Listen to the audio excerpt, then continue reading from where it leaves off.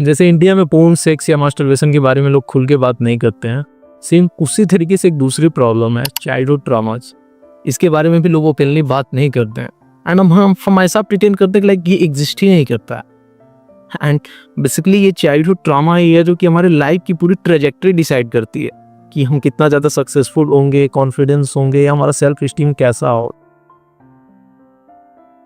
Basically ये कहानी start होती है यूपी के एक छोटे से गांव में, जहाँ पे 35-40 लोगों की एक कंपाउंड फैमिली थी एंड उसी फैमिली के हिस्सा था एक 7-8 साल का लड़का एंड उसकी मम्मी। बेसिकली ये लड़का अपने नानी के घर पला बड़ा था, वहाँ पे काफ़ी हैप्पी रहता था, काफ़ी खुश से रहता था। जो भी चीज़ मन में आया करता था, आटा है उसको छीट दिया, पानी है उसमें जाके कूदने लगा, मतलब बहुत ही ज़्यादा एक्सप्रेसिव था। लोग इसको लाड प्यार देते थे, इसको कुछ भी हुआ इसको वैलिडेशन देते थे, इसको शाबाशी देती थी। वो अभी नया नया अपने घर पे आया था, यानी कि अपने फादर के घर पे आया था एंड वहाँ पे भी वो अपना पुराना वाला बिहेवियर ही लेकर घूम रहा था कि अगर आंगन में बाल्टी में पानी रखी है तो उसके जस्ट साथ जाके खेलना, किचन में कुछ भी रखा हुआ है तो उसको जाके टच करना, उसको खाना। बट उस लड़के ने जल्दी रियलाइज कर लिया कि यहाँ पे चीज़ें डिफरेंट है। यहाँ पे जब भी वो जाके आंगन में पानी के साथ खेलता था तो कोई ना कोई उसको आता था, उसको घसीट के वहाँ से लेके जाता था। उसको घसीट के ले जाके उसको हो सकता है 1-2 झापड़ लगा भी देता था एंड बोलता था कि आइंदा से कभी पानी छूना भी मत। वो अगर किचन में जाता था एंड कुछ चीज़ें रखी हुई उसको खा लेता था तो देखता था कि यार ये तो पूरा क्योस हो गया, पूरे घर में उसकी वजह से फाइट होती थी। उसको लगता था कि यार तो ये सारे फाइट्स वगैरह का रीजन मैं ही हूँ। धीरे धीरे वो काफ़ी ज़्यादा फियर में रहने लगा। उसको एक एंजाइटी होती थी कि कहीं मैं कुछ ऐसा गलत तो नहीं कर दे रहा हूँ, कि मेरे को आत की बोल तो नहीं देगा। वो जो उसकी एक्सप्रेसिवनेस थी वो कहीं न कहीं एक एंजाइटी में, एक फियर में बदल गई। वो हर एक टाइम इतना कॉन्शियस होकर काम करता था कि कहीं उससे गलती तो नहीं हो रही है। एक शाम की बात है, उसकी मम्मी ने उसको एक कटोरी का दूध दिया एंड रोटी दिया and it's actually his favourite food, दूध रोटी। एंड उसको बोला कि ये जाके छत पे तुम खा लेना। एंड वो छत पे जाके अंधेरे में कोने में बैठ के अपनी दूध रोटी खा रहा था एंड एक्चुअली उसने जो कटोरे का दूध था उसको रोटी से ऐसे कवर करके रखा था। हालांकि ये फैमिली ऐसी थी कि यहाँ पे दूध वगैरह काफ़ी ज़्यादा होते थे, लाइक घर में गाय भैंस थी। बट स्टोरी को आगे सुनो। वो दूध रोटी आराम से खा रहा था अंधेरे में कोने में बैठ के। तभी उसकी दादी आई एंड उन्होंने कहा कि क्या खा रहे हो? तो वो अभी दूध को कवर ही किया है, क्योंकि उसकी मम्मी ने बोला था कि कोई देख ना पाया। तो उन्होंने बोला कि रोटी हटाओ एंड उसने रोटी हटाई तो देखा कि यहाँ पे तो दूध एंड रोटी है। उसके सामने से उस रोटी और दूध को ऐसे लात मार के हटा दिया गया। अभी वो एक निवाला अपने लाइक मुंह में डाल ही रहा था एंड देन पूरे घर में अगेन कियोस स्टार्ट हो गया। उसको ये फील होने लगा कि यार आई एम नॉट वर्दी, मैं इस दूध रोटी का भी वर्दी नहीं हूँ। एंड उसके वजह से अगेन एक घर में पूरा का पूरा माहौल खराब हो या लड़ाई हो रही है। विद द टाइम उसके साथ कई बार ऐसा भी हुआ कि उसके जो अलग भाई बहन थे उनसे भी जाके मिलना चाहता था, उनसे वो उनका साथ एसोसिएशन करना चाहता था, बट वो लोग उसे एक्सेप्ट ही नहीं करते थे एंड कई बार उसको मारा पीटा ऐसे ही तरह। एंड जब भी वो अपनी शिकायत लेके अपने मम्मी के पास आता था एंड चूँकि मम्मी उसकी यूजुअली किचन में रहती थी, एक्चुअली गांव में क्या होता है कि पूरा मिट्टी का एक चूल्हा होता है, उस पर लकड़ी के थ्रू आपको खाना बना होता है, तो तवे पे रोटी पलाट रही होती थी एंड वो आत के बोलता था कि मम्मी मेरे को भैया ने मारा या दीदी ने मेरे को परेशान किया, उन्होंने ऐसा चिढ़ाया वगैरह। तो मम्मी ने लाइक उसको एक रोटी लपेटती थी नमक तेल लगा के, उसको बोलते थे कि तुम्ही ने कुछ गलती किया होगा, तुमने भैया का बात नहीं माना होगा, दीदी को परेशान किया होगा, इसलिए तुमको मारी है या इसलिए तुमको बोला है। एंड उसको रोटी थमा के बोलते ये तुम ये रोटी खाओ, चलो अब से जो भी भैया कहें तो उसको आप बात सुनना, उसका मानना। एंड वो हाथ में रोटी लेके ये तो रियलाइज कर लिया यार इस पूरे के पूरे प्लैनेट अर्थ पे केवल और केवल उसकी माँ ही थी जो उसको अभी तक सेव करते हुए आए थे। एंड वो उस दिन ये भी रियलाइज कर लिया कि अब मेरी मम्मी भी मेरे को सेव नहीं कर सकती।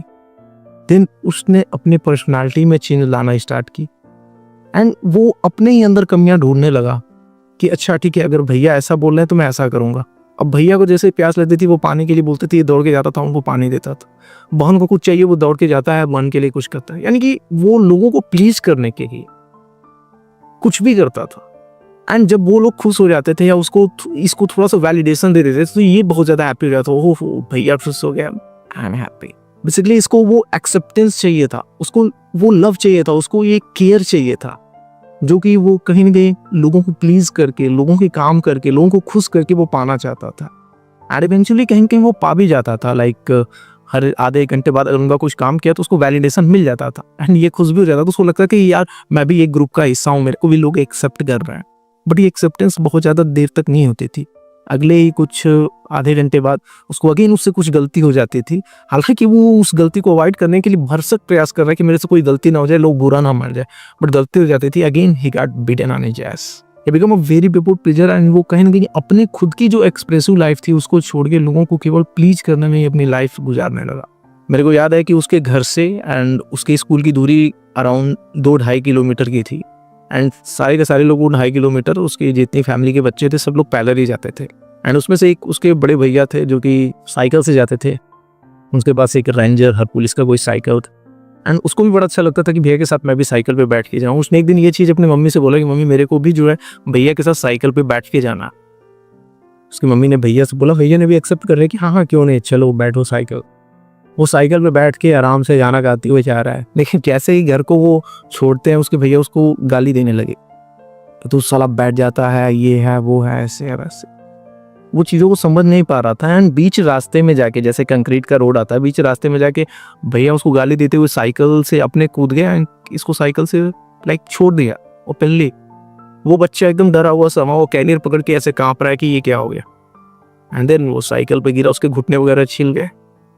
उसका जो एक ट्रस्ट था अपने सबसे क्लोजेस्ट भैया पे, उसका ट्रस्ट भी उस दिन टूट गया। एंड इवन जब भी वो लाइक अपने नानी के घर था या कहता तो गिरता था तो उसको लोग आके लाद कैसे सरे पापू गिर गया, दीवार को लाद मारा कि अरे इस दीवार में बापू को मारा ऐसे कैसे। एंड यहाँ पे वो गिरा हुआ था, उसके हाथ छिले हुए, उसके घुटने छिले हुए एंड उसके भैया आ रहे हैं उसको उसके बाद भी 2 झापड़ लगा रहा है। वो इतना ज़्यादा सहम गया, इतना ज़्यादा डर गया कि वो कह रहे हैं और सुन जाके घर किसी को मत बताना। एंड वो उंगली सही करके फिर उनके साइकिल पे बैठ कर चढ़ गई। एंड इवन घर आके उसने मम्मी को एक झूठी कहानी बताई कि मम्मी स्कूल में मैं दौड़ रहा था, गिर गया, तो पैक से गया। क्योंकि वो नहीं चाहता था कि उसकी वजह से इतना बड़ा अगेन एक घर में कैओस हो और एक झगड़ा हो। एंड विद द टाइम जो लड़का काफ़ी हैप्पी हुआ करता था, लोगों को खुश करता था एंड जो मन आता था वो करता था, काफ़ी एक्सप्रेसिव था, वो एक फियरफुल, हमेशा एंजाइटी में रहने वाला एंड एक डम सा लड़का बन गया। And this all happened due to his childhood. Basically ये कहानी किसी और की नहीं, ये कहानी मेरी ही थी।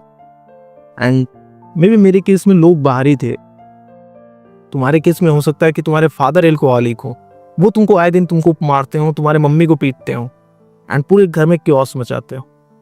मे बी इवन ये भी हो सकता है कि तुम्हारी मम्मी ही ऐसी हो जिसके लिए तुमको है कि यार सबसे ज्यादा जिसको प्यार की जिससे जरूरत होती वो माँ होती एंड वही टॉक्सिक हो, वही तुमको पीटती हो, वही मारती हो, वही तुमको हमेशा अनसन बोलती हो।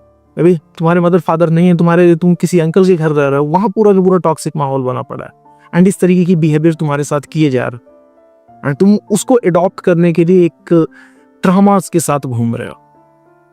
मतलब विद द गॉड ग्रेस उस टाइम पे मेरे फादर की एक जॉब लगी एंड हम लोग उस सिचुएशन से बाहर आ गए।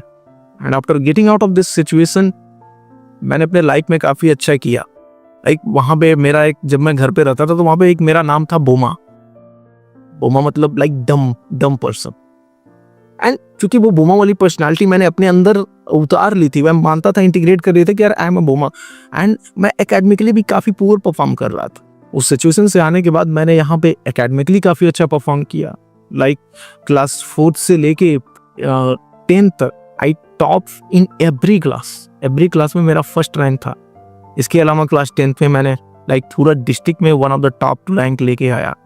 Apart from that I become a kabaddi captain of my school, पूरे स्कूल का सेनापति बना। So this is how I feel after getting out of that situation. हालांकि इस ड्रामा का इफेक्ट इतना रहा कि आफ्टर 10th मेरी एक अलग ही कहानी चालू हो गई एंड इसमें भी कहीं ना कहीं इसी चाइल्डहुड ट्रॉमा की ही रिस्पॉन्सिबिलिटी थी। मैं उस स्टोरी को यहाँ पे नहीं शेयर करने वाला हूँ, ऑलरेडी मैंने इस वीडियो में शेयर कर रखा है कि कैसे मैंने आगे के अपने 5 साल बर्बाद किए एक एडिक्शन में एंड एक सुसाइडल पॉइंट तक पहुँच गया था। Then I came out of this and मैंने इस ट्रॉमास को पहले कम्प्लीटली ख़त्म किया, उस एडिक्शन को कम्प्लीटली ख़त्म किया एंड आज मैं लाइक एक ऐसे पोजिशंस पे हूँ जहाँ पे मैं एक हीलिंग प्रोसेस में। अगर तुम मेरे कहानी से थोड़ा भी रिलेट कर पा रहे या तुम्हारी भी चाइल्डहुड कुछ ट्रॉमेटाइज थी तो मैं तुमको एक स्टेप बाय स्टेप गाइड दूंगा कि कैसे इस चाइल्डहुड ट्रॉमा से बाहर आए। एंड बिलीव मी ब्रदर, ये कोई चैट जीपीटी से निकाल के मैं तुमको गाइड नहीं दे रहा हूँ। ये चीज़ें मैंने एक्चुअल में अप्लाई करा है, एंड वो भी विद रियल लाइफ एक्सपीरियंसेस मैंने इस चीज़ों को ऑब्जर्व करी है कि कैसे इस चीज़ को डील करते हैं। So one thing I am going to request you कि आप इस वीडियो को आगे देखने से पहले अपना एक पेन एंड पेपर लेके आओ, because most important part of this video start from now. किसी भी प्रकार के चाइल्डहुड ट्रॉमा से या ट्रॉमा से बाहर आने का सबसे पहला सोल्यूशन ये होता है, सबसे पहला स्टेप ये होता है कि आप उस टॉक्सिक सिचुएशन से खुद को बाहर निकालो। जब तक आप उस टॉक्सिक सिचुएशन से खुद को बाहर नहीं निकालोगे, आप पूरा का पूरा पिक्चर देख ही नहीं सकते। आपको फील ही नहीं होगा कि मैं किसी चीज में फंसा हुआ हूं। सिंपल सी चीज है कि आप अगर एक बॉटल में बंद हो तो आप उस बॉटल के लेबल को नहीं पढ़ सकते। उस बॉटल, वो कौन सा बॉटल है, किस चीज में फंसे हो, उस बॉटल का लेबल पढ़ने के लिए तुमको बॉटल को बाहर से देखना पड़ेगा, दूर से देखना पड़ेगा कि यार वो जहर वाली बॉटल है या किसी मेडिसिन की बॉटल है। तो फर्स्ट एंड सबसे टॉप एंड पहला स्टेप यही है कि यार उस सिचुएशन से खुद को किसी भी तरीके से बाहर करो, नहीं परमानेंटली तो कुछ टाइम के लिए बाहर करो, एंड उस सिचुएशन को कम से कम तुम ऑब्जर्व कर पाओ कि यार मैं कैसे टॉक्सिक सिचुएशन में फंसा हुआ। This is the first step to beat any kind of trauma. The second step is acknowledge and accept the trauma. एक बहुत बड़ी प्रॉब्लम होती है जो भी लाइक इंडिया में ट्रॉमेटाइज्ड है एंड जिसमें फैमिली कहीं ना कहीं इन्वॉल्व होती है, हम लोग उस चीज को एक्सेप्ट ही नहीं करते, एक्नॉलेज ही नहीं करते। लाइक मैं भी तुम्हारे फादर एल्कोहलिक हूँ, वो तुमको डेली पीटते हैं, तुम्हारी मम्मी को डेली पीटते हो, पूरे घर का माहौल खराब कर रखा है, कोई चीजें ग्रोथ नहीं हो पा रही है, पूरा पूरा फैमिली एक ही इशू पे आके अटक जाता है कि यार अगेन ये बंदा है एंड केओस करेगा। एंड इस चीज को तुम इसीलिए बस नहीं एक्सेप्ट कर पाते हो क्योंकि वो तुम्हारे फादर है। वे तुम्हारे मदर के साथ ऐसा हो कि तुमने चूंकि ट्रेडिशनली ये पढ़ा हुआ कि मम्मी भगवान होते हैं, ये होते वो होते, एंड वो इस टाइम टॉक्सिक बिहेव कर रही हो तुम्हारे साथ, वो तुमको पीटती है, मारती है, या तुम्हारे साथ एक अलग ही व्यवहार करती है, एंड तुम उस चीज को एक्नॉलेज नहीं कर पा रहे हो, एक्सेप्ट नहीं कर पा रहे हो कि यार there is something wrong with this house, and उस चीज को एक्सेप्ट नहीं कर पा रहे। सो सेकंड स्टेप ये है कि यार उस प्रॉब्लम को एक्सेप्ट करो एंड एक्नॉलेज करो कि यार this is the problem and I have a traumas, मेरे को इन सारी चीजों को लेके ट्रॉमाज है। एंड बेसिकली इसमें तुम्हारे फादर या मदर या जो भी तुम्हारे सराउंडिंग में है, जो कि ट्रॉमास तुम्हारे साथ क्रिएट करा हुआ था या कर रहा है, उसकी भी गलती नहीं है। ये जो भी ट्रॉमास वगैरह होते हैं, इनका एक बहुत ही लाइक बुरा नेचर बोल सकते हो ये होता है कि जनरेशन टू जनरेशन ट्रांसफर होता रहता है। जिस बिहेवियर से मैं गुजरा था या जो ट्रॉमास मेरे को थी, पीपल प्लीजिंग बिहेवियर हो गया या लोगों के साथ ट्रस्ट इशू ना होना, एंगर एंड एंजाइटी वाली चीज, ये सेम मेरे फादर के साथ भी, उन्होंने आज भी उस चीज को एक्सेप्ट नहीं किया, एक्नॉलेज नहीं किया, एंड वो स्ट्रगल कर रहा है। So first accept and acknowledge your trauma. Third step is very simple, identify it effects on you today. इसका इफेक्ट आज तुम्हारे लाइफ पे क्या है? मे बी तुम्हारे पास चाइल्डहुड के कुछ ट्रॉमास थे, उसके इफेक्ट आज क्या है? इसके इफेक्ट्स में मे बी हो सकता है कि you have a self doubt, तुम्हें हमेशा अपने ऊपर सेल्फ डाउट होता है। मे बी तुमने बहुत सारे काम कर रखे हैं, इतना अच्छा अचीवमेंट कर रखा है जो किसी ने नहीं किया हो, बट तुम्हारे पास अभी भी सेल्फ डाउट है कि मेरे साथ खुद गलत है, मैं नहीं कर पाऊंगा, नई चीजें नहीं स्टार्ट कर पाता, just because of self doubt. तुम्हारे पास वो कॉन्फिडेंस या सेल्फ स्टीम ही नहीं है, ये प्रॉब्लम हो सकता है। या तुम्हारे साथ अगेन वो पीपल प्लीजिंग बिहेवियर होगा, ये तुमको लगता होगा कि यार लव, एक्सेप्टेंस, केयर पाने से लिए मेरे को कहीं ना कहीं लोगों को खुश करना होगा, लोगों के काम करने होंगे, लोग मेरे से हमेशा खुश रहे, कोई मेरे को बुरा ना बोले, इस टाइप का एक पीपल प्लीजिंग बिहेवियर हो तुम्हारे साथ। ये भी ट्रॉमा की वजह से हो सकता है। मे तुम्हारे पास एंगर या एंजाइटी हो कि कहीं भी छोटी छोटी चीजों को लेके तुम एंग्री हो जाते हो, एंजाइटी में आ जाते हो कि यार क्या करना है। लाइक कहीं ट्रिप पे जाने का प्लान है, तुम्हारा बैग ही नहीं पैक हो पाए तो तुम अपने लव्ड वन पे गुस्सा करते हो कि मैन अभी तक ये नहीं हुआ, वो नहीं हुआ, तुम एकदम एंजाइटी में हो जाते। मे बी तुम्हारे साथ कोई ट्रस्ट इशू हो, जब तुम बचपन में तुम्हारा कोई ना कोई ट्रस्ट तोड़ा हो, एंड वो भी कोई क्लोज्ड वाली जिसपे तुमने काफी ज्यादा बिलीव करा हो, उसने तुम्हारा ट्रस्ट तोड़ा हो, तो आज एडल्टहुड में भी आके तुम लोगों के साथ ट्रस्ट नहीं बिठा पाते। तुमको हमेशा एक ईयर रहता है कि यार ये बंदा भी मेरा ट्रस्ट तोड़ेगा, एंड इस वजह से तुम लोगों के साथ एसोसिएट नहीं कर पाते। ये मेरे साथ आज भी है, लाइक मैं लोगों पे बहुत जल्दी ट्रस्ट नहीं कर पाता, but I am currently healing. And आपको सबसे पहले किसी भी ट्रॉमा वगैरह से हील करने के लिए आपको उसके इफेक्ट्स को आइडेंटिफाई करना ही होगा। आगे मैं बताऊंगा कि कैसे इस पूरे प्रोसेस से जो है हम लोग जल्दी से जल्दी हील हो सके एंड एक हेल्दी लाइफ जी पाए। But before that I will say you भी यार पहले उसके इफेक्ट्स को आइडेंटिफाई करो कि क्या क्या वो चाइल्डहुड के ट्रामास के इफेक्ट हैं जो कि आज भी तुम्हारे साथ हो रहे हैं। फोर्थ स्टेप है कि अपनी इस ट्रामाज की जो भी स्टोरी है उसको किसी सेफ पर्सन के साथ, फैमिली मेंबर्स के साथ शेयर करो। एंड अगर तुम्हारे पास ये अवेलेबिलिटी नहीं है कि तुम ऐसे लोगों के साथ इसको शेयर कर सकते हो, तो you can do the journaling. आप जर्नलिंग करो, अपने पूरी की पूरी स्टोरी को अपने हिसाब से एक्सप्रेस करो एंड उसको लिखो। एकदम रॉ लिखना, जो रियल था उसको लिखना कि यार ये चीजें मेरे साथ हुई थी। उस चीज को एक्सप्रेस करना बहुत जरूरी है। जब तक हम लोग अपने ट्रामास को अपने के अंदर ही रखते हैं, खुद के अंदर ही रखते हैं, तो वो बहुत डिफिकल्ट हो जाता है। तुम उसको दूसरे वे में देख ही नहीं सकते। तुम जो खुद को अपनी स्टोरी सुना रहे हो ना, वही तुमको सच लगती है कि यार मेरे साथ ये था या वो था या ऐसे है वैसे ही। तो बहुत जरूरी होता है कि तुम दूसरी को अपनी जो तुम्हारी खुद की सोच है, उस सोच को कि यार मेरी स्टोरी ऐसे है उसको सुनाओ। इधर आर लॉट ऑफ गाइस जो उनको लगता है कि यार जो बचपन में हुआ था ना वो मेरा ही फॉल्ट था, मैंने ही ऐसे ऐसे चीजें करी थी। यार जब उस कहानी को तुम दूसरे को सुनाओगे तो there is a two things. First तो तुम ही उसको थर्ड पर्सन व्यू से देख लो कि यार मैं ऐसा बोल रहा हूँ, ये एक्चुअल में हो भी सकता है क्या। एंड दूसरी चीज कि वो पर्सन भी अपना कुछ अगर तुमको एक अपना ओपिनियन या अपना पर्सपेक्टिव दे रहा है तो तुमको लगेगा कि हाँ यार इज सेइंग राइट। ये भी हो सकता है कि मैं जितना सोच रहा हूँ कि ये मेरी गलती थी, यहाँ पे मैं किसी और ही ट्रैक पे फंसा हुआ थी। So that is a very important thing कि first express yourself with a safe person. अगर मुझे पॉसिबल है तो generally you will get lot of benefit from that. The fifth step, reparent yourself.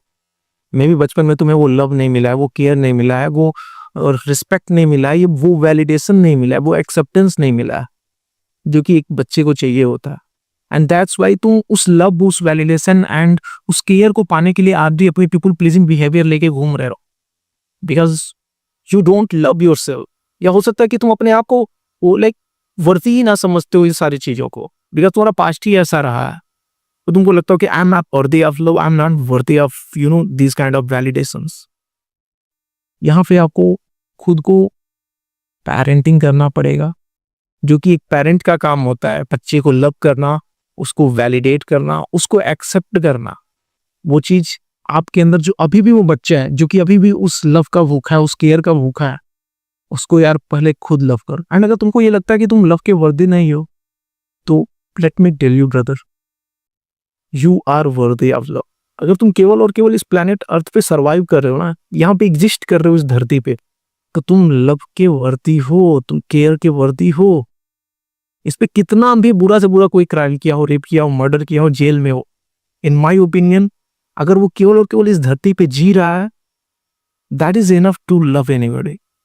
And अगर तुमको आज तक किसी ने अभी तक नहीं बोला है ना, मैं तुमको नहीं जानता, but I am saying I love you too, I love you. And apart from that अब आगे जाओ, खुद को लव करो, खुद की पेरेंटिंग करो। जो अंदर तुम्हारे बच्चा है उसका अपने मम्मी बनो, अपने पापा बनो।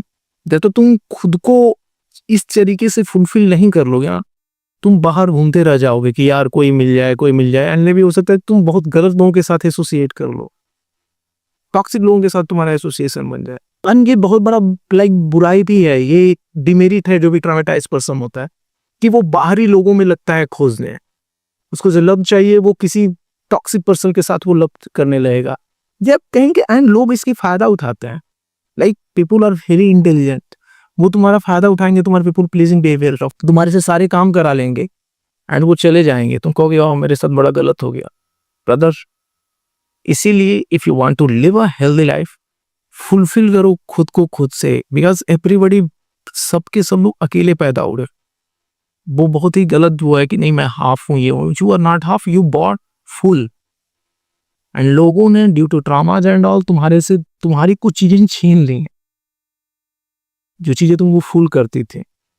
तो अगेन उसको फुलफिल करो and after that go in the world and दूसरों को भी लव करो। जब तुम्हारे अंदर वो लव की कमी होगी तुम दूसरे को लव नहीं कर सकते। जब तुम्हारे अंदर वो चीज अंदर से हैप्पी नहीं रहोगी तो तुम हैप्पीनेस स्प्रेड भी नहीं कर सकते। तो this is a very important process and this is a very important step. And I am again saying you, you are worthy of love, you are worthy of care, you are wonderful. And there is no reason, man. Just you are existing in the planet, you are. Sixth step, learn say to no. मतलब day to childhood drama हम एक इतना पूरा brain pattern adopt करते हैं कि हम किसी को नो नहीं बोल पाते। दैट इज द सबसे बुरी चीज हो सकती है तुम्हारे लाइफ के लिए।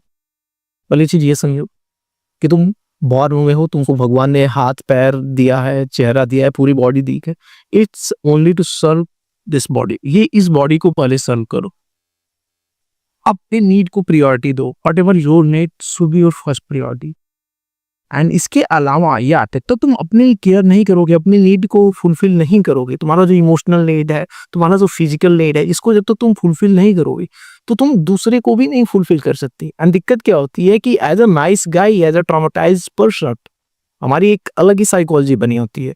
हम लोग सोचते हैं कि अगर मैं उसको फुलफिल कर दूंगा तो मैं खुश हो जाऊंगा। No brother, that is not going to happen. Start saying no. Maybe कोई ऐसी बात है जो तुमको अच्छी नहीं लगती है। लाइक कुछ ट्रॉमेटाइजिंग पर्सन होते हैं, लोग आपके वीकनेस को जानते हैं, आप जानो या ना जानो, जो आपकी सराउंडिंग के हैं, आपके लाइक फैमिली में होंगे, आपके दोस्त होंगे, वो आपके कुछ ना कुछ बिहेवियर नोटिस कर ले होंगे कि यार ये चीज मैं बोलूंगा ना, ये बंदा एकदम शांत हो जाएगा या ये एकदम अलग ही दुनिया में चला जाएगा। एंड व्हाट दे डू, वो बार बार ऐसी ही बातें लाइक लेके आते हैं जो कि तुमको ट्रिगर करेगा, जो कि तुमको एकदम उस टाइम सन्न कर देगा।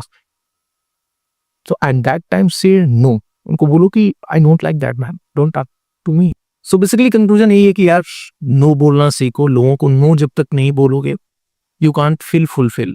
एंड मे बी ये तुमको अनकंफर्टेबल लगेगा, but it is going to be very very healthy habit if you learn to say no. Seventh step है बिल्ड अ न्यू आइडेंटिटी। अपनी जो ये ट्रामेटाइज्ड आइडेंटिटी है, एक पीपल प्लीजिंग बिहेवियर वाली आइडेंटिटी है, एक नाइस गाय वाली आइडेंटिटी है, इस आइडेंटिटी को किल करके एक नई आइडेंटिटी बनाओ, एक नई सेल्फ इमेज बनाओ। A person who is fulfilled, जो कि फुलफिल है, जिसको नहीं नीड है दूसरे की, वो दूसरों से इसलिए अटैच होता है because he want to give her love, not to take their love. वो दूसरों का काम इसलिए करता है क्योंकि वो खुश होता है, इसलिए नहीं कि वो बंदा खुश होगा एंड इसको वैलिडेट देगा। वो किसी वैलिडेशन के लिए कोई काम नहीं करता है, वो करता है क्योंकि इसको एक इंटरनल फुलफिलमेंट मिलती। तो अपनी जो वो पुरानी ट्रामेटाइज्ड मेंटालिटी है, आइडेंटिटी है, उसको खत्म करो एंड एक नई हैप्पी पर्सन की, लविंग पर्सन की आइडेंटिटी बनाओ, एक अलग से कोरा दिखाओ। तो इसको बनाया कैसे, लाइक एक नई आइडेंटिटी कैसे बनाया जा सकता है? सिंपल सी चीज है यार। पहले तो अपना एक विजन निकालो कि यार दिस इज द फ्यूचर में, जो कि एक ऐसे दिखेगा without whole this habits, and just उसी को फॉलो करते जाओ। ये सेल्फ इमेज चेंज करने के लिए मैं एक अलग से वीडियो बना दूंगा, क्योंकि ये बहुत ही इंपॉर्टेंट टॉपिक है यार। बिकॉज जब तक हम लोग सेल्फ इमेज नहीं चेंज करेंगे, तुम कुछ भी चेंज करो, nothing is going to change. तो it's a very big topic, मैं अलग से इस पर वीडियो बनाऊंगा। बट अभी के लिए बस ये है कि आप जर्नल लो एंड उसमें एक अपना फ्यूचर वर्जन लिखो जो कि फुलफिल है, हैप्पी है, किसी भी प्रकार का ड्रामा नहीं है उसके साथ। Eighth step is forgiveness. सबसे पहले अपने आप को फॉरगिव करो। May be in your childhood तुमने कुछ ऐसी एक्टिविटीज करी हो जो कि तुम्हारे वैल्यूज के साथ अलाइन नहीं करता था, एंड तुमको आज भी उसका गिल्ट है कि यार ये मेरे को नहीं करना चाहिए था, ये ऐसा हो गया था मेरे साथ, एंड तुम उसको अभी तक अवॉइड करते हो या उस बारे में सोचते नहीं हो इस तरीके से। तो ब्रदर, फर्स्ट मैंने स्टेप बताया था कि एक्सेप्ट दो सिचुएशन। सेकेंड, उस सिचुएशन में जाओ एंड खुद को फॉरगिव करो। कोई जज नहीं, तुमने बुरा किया अच्छा किया इसका लेना देना ही नहीं है। मे भी तुमने बुरा किया हो यार, मे भी तुमने उस बचपन में किसी छोटी सी लड़की को मारा हो झापड़ झापड़, इट्स ओके। मे भी तुमने कोई चीज चुरा ली हो कहीं की, मे भी तुमने इससे भी घिनौना काम किया हो, बट नो प्रॉब्लम। बुरा है अच्छा है ये नहीं है, तुमको उस सिचुएशन बस एक्सेप्ट करना है कि okay I have done this things. उसको मत जाओ खुद को एक नई स्टोरी बनाने की, नहीं ये ऐसा मैंने इसलिए किया था क्योंकि ये हुआ, तो कोई एक्सक्यूज नहीं देना है। Just accept that situation and then उस सिचुएशन में जाके खुद को फॉरगिव करो, खुद को माफ करो कि okay bro, you have done this. And ये भी मत कहो कि नहीं मेरे को ऐसा करना चाहिए था, वैसा करना चाहिए था। नो ब्रदर, तुमने वही किया जो तुम वहां पे कर सकते थे, जितनी तुम्हारी कॉन्शियसनेस थी। आज तुमको लग रहा है कि तुमको ऐसा करना चाहिए था, वैसा करना चाहिए, तो उस टाइम उतना ही सोच पा रहे थे जो तुमने करा। तो नो प्रॉब्लम, उस सिचुएशन में जाओ, खुद को माफ करो कि okay bro, I am forgiving this, you are a wonderful person, you have made the mistake. उस चीजों से हमने लर्न करी and that's it. And second forgiveness होता है लोगों के लिए। अगर लोग तुमको अरे साथ गलत किए हैं तो पूरे टाइम ये नहीं कि तुम्हारे साथ जिसने ट्रॉमेटाइज बिहेवियर करा है अब उसको बदला लेना है, ये करना है, वो करना है। तो अगर मैं आज के टाइम में देखूँ, मैं अगर बदला लेने जाऊँ तो मैं देखूँगा कि यार मेरे ट्रॉमा में तो सारे के सारे मेरे फैमिली मेंबर्स थे, जिनके साथ अभी मेरा एक अच्छा रिलेशन है। But I have accept those situations कि बचपन में मेरे साथ ऐसा हुआ था एंड आई फॉरगिव दैट। ये ठीक है यार, हाँ, एक पर्सन को मैं अभी भी नहीं फॉरगिव कर पाया हूँ, बट नो प्रॉब्लम, उसको भी कर दूंगा। I forgive them all. मैंने खुद को फॉरगिव करा कि मैंने इस तरीके से बिहेव करा। लाइक कई बार मैंने उन लोगों के बातों में आके मैंने अपने मॉम को हर्ट करा था, बहुत सारी छोटी छोटी गलतियां करी थी, तो मैंने उसको फॉरगिव करा एंड अलॉन्ग विद दैट मैंने उन लोगों को भी फॉरगिव करा, बिकॉज मैंने देखा कि यार उनकी कॉन्शियसनेस ये थी या वो जो भी थी, उन्होंने no reason no excuse, just forgive them, accept the situation. उन्होंने मेरे साथ ऐसा किया बाय नोइंग दैट कि ये बुरा हुआ था मेरे साथ, okay, but I am forgiving them. Because मेरे को खुद की एक नई आइडेंटिटी बिल्ड करनी है। I have to become a happy person, I have to become a loving person जो कि लव स्प्रेड करे। This is the 8th step. And एक बोनस स्टेप मैं यही लूंगा कि if you are male and female too, तो have a big purpose or mission in your life that is going to be very very helpful to get out of all these kind of traumas. Like मेरे life में एक mission है, मेरे life में एक purpose है। अब other चीजें काफी छोटी लगती हैं, तो ये भी एक हेल्प करेगा। Along with that, अगर तुम मेरे से रिलेट कर पा रहे हो तो सब्सक्राइब करो। Again before ending this video I am saying you I love you regardless of the fact तुम कैसे थे, कैसे हो, क्या हो। आई love you very much. I don't know you, still I love you. Thanks for watching.